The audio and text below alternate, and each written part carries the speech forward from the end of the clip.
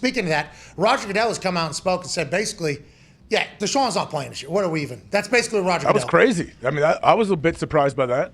Me too, because Roger Goodell is the guy that appointed the New Jersey DA or whatever to hear the case and hear the appeal. But last week, the NFL formally appealed Watson's 6-game suspension, which was handed down by NFL disciplinary officer Judge Sue L. Robinson earlier this month. At a league meeting called to formally approve the Denver Broncos' new ownership group Tuesday, Goodell was asked why. I can't believe that was his first move. Unbelievable. You got 60 to 70 billion, though. I guess you can do whatever the fuck you want. exactly. You can do whatever the hell you want. And also, he was probably excited and jacked up too. Yeah. Let's assume that Rob Walton does know what Roger Goodell's name is. Unlike that House Oversight Committee that Roger Goodell sat in on a Zoom call and they called him Goodell 4 or 5 times. I don't think Rob Walton, I think that was just a flub. But nonetheless, Goodell was asked why the NFL appealed Robinson's decision and was seeking a suspension of at least a year for the Cleveland Browns quarterback. And Roger Goodell, among other things, said, we've seen the evidence. She was very clear about the evidence. She reinforced the evidence. There were multiple violations that were egregious, and it was predatory behavior. Roger Goodell saying this outright to the public is basically saying, this dude ain't playing this year. Yeah. And Roger Goodell was not exactly thrilled with the 6-game suspension being handed down by Sue L. Robinson. They're going to have to establish a new precedent, a new normal with Judge Robinson becoming a part of the whole process. But Deshaun heard that quote from the meeting and was like, well, all right, I'm not playing this year. And the Browns were like, well, here we go. We're in this. But that was a very direct answer from Roger Goodell, which he never does, AJ. Saying predatory behavior, that's strong language to be used. I think the Browns probably should get on the horn and call up Jimmy G and say, hey, buddy, we need you for a year.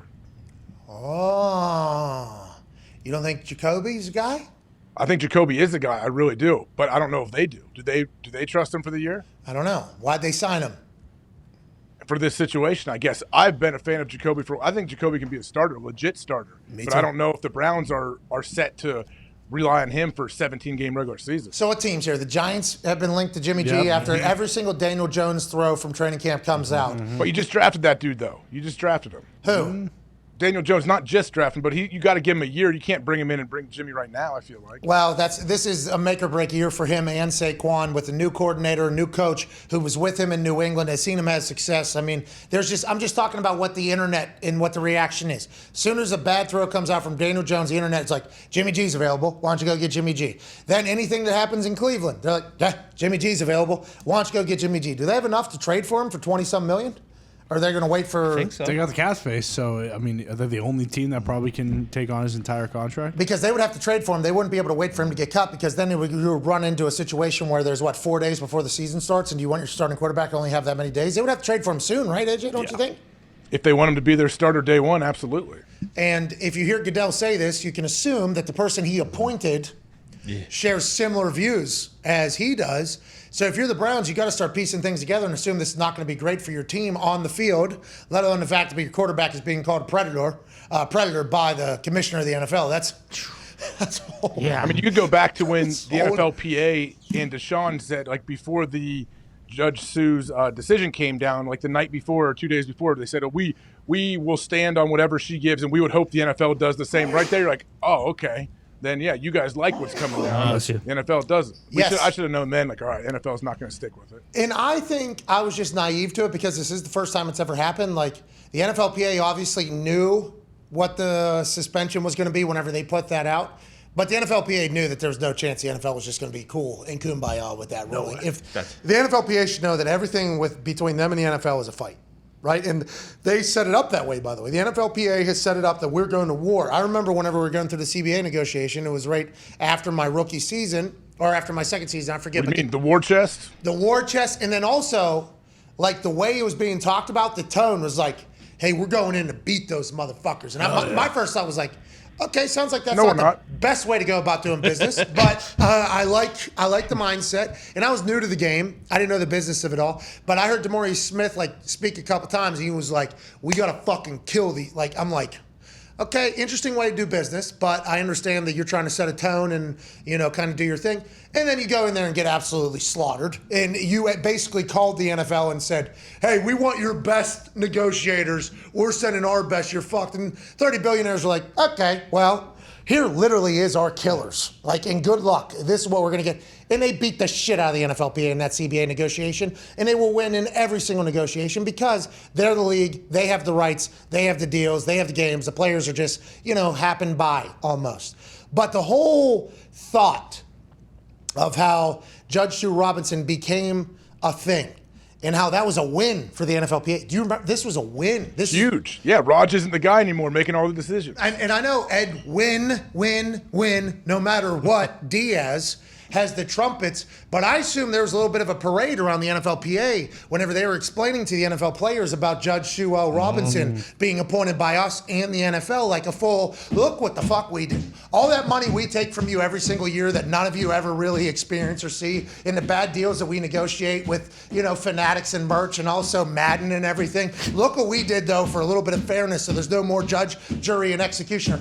Bam, bam, like doing that, literally, in fucking emails to the players.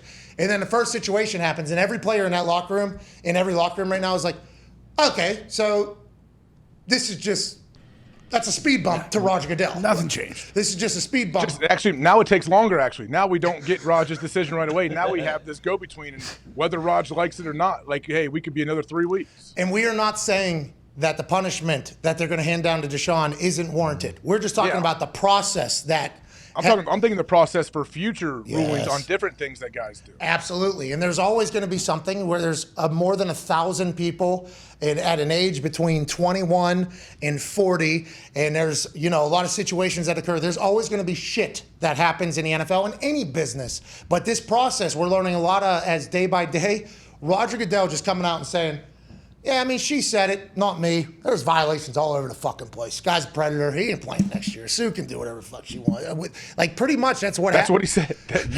That you very much, I feel like, represented his statement right there. Go ahead, Tom. Well, also, didn't in his statement, I could have read this wrong or whatever, he said Sue treated it as one infraction. Raj said there was actually 4. It was 4 infractions. So she didn't exactly punish him correctly, I believe, is something along those lines. And Roger Goodell will babyface for Sue Robinson and for the process going forward. He will say that, we're learning as we're going and we're doing the whole thing. But yeah, he said there's 4 different violations because they spoke to 4 different people. Yeah. Yep. So when you start doing the math, though, there's 20 some.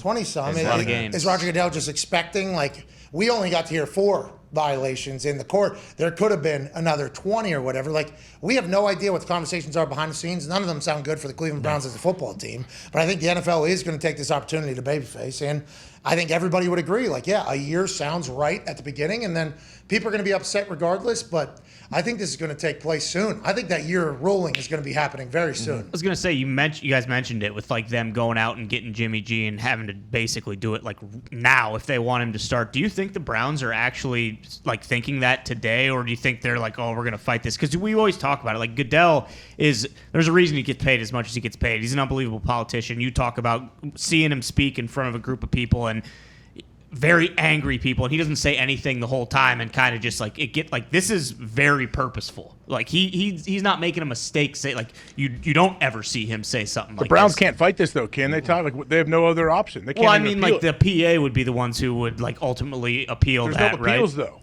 To who? I thought they could appeal. Well, no, the NFLPA set this up. They could have appealed the 6-game ruling. They can't appeal what Raj decides or his designee. Sorry. So you can't. So he's not playing this You season. can't appeal an appeal. You can only appeal an original This is ruling. the appeal. Yeah, but they're appealing. The NFL's appealing, not Deshaun. Right. So now can we appeal their 17-game appeal if that comes down? No. Yeah, Hey, really? I thought they couldn't take it to federal court, and then it's a completely Man, different we don't know trial. shit about fuck. Yeah, Whatever the sits case, out he's the not first playing 6. this year. No. Deshaun Watson's not playing this year, which if we were to go back to our original discussion about this months and months ago, I assume we all just... Yeah. This is what we were expecting from the beginning. So whenever there was a fine being talked Yeah, about, exactly. and like 4 games, maybe it'll be 4 games, we were all mind blown. But that became the new normal and the standard of the conversation media wide. And we thought there was a reason for that. Like, oh, they're trying to set the tone for like a lesser punishment than everybody's expecting. But Roger Goodell was like, I don't give a fuck what anybody's saying.